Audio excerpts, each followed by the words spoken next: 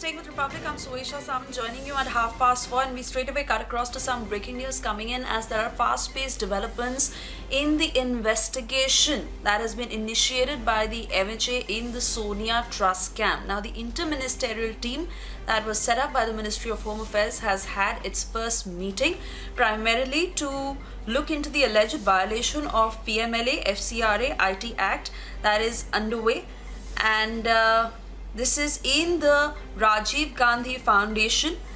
Now, the meeting that I was telling you about is underway at the Enforcement Directorate Zonal Office in the National Capital, and the meeting that started in 3:15 p.m. I straight away want to bring in our senior news editor, Shavan Sen, who's joining us live on the broadcast. Shavan, because wanting to understand, as the process of the investigation is all set to begin, what is this meeting about?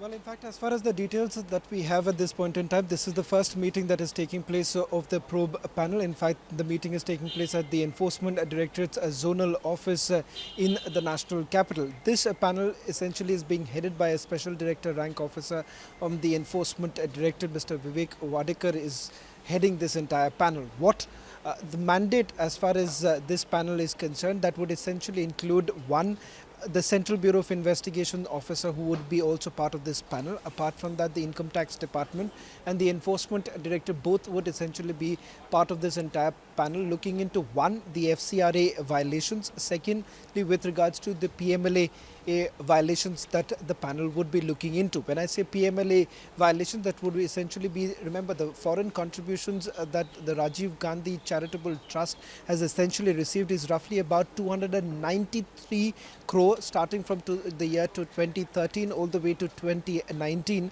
The charitable trust has received about 293 crores from various sources. That in itself is now basically under the scanner.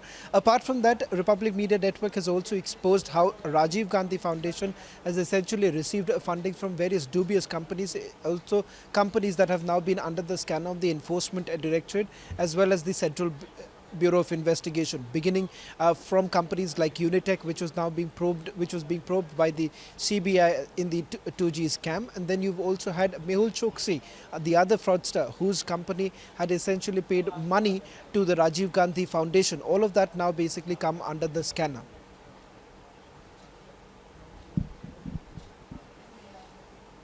All right, Shavan, many thanks for getting us these details. And we are cutting across to more breaking news coming in. This is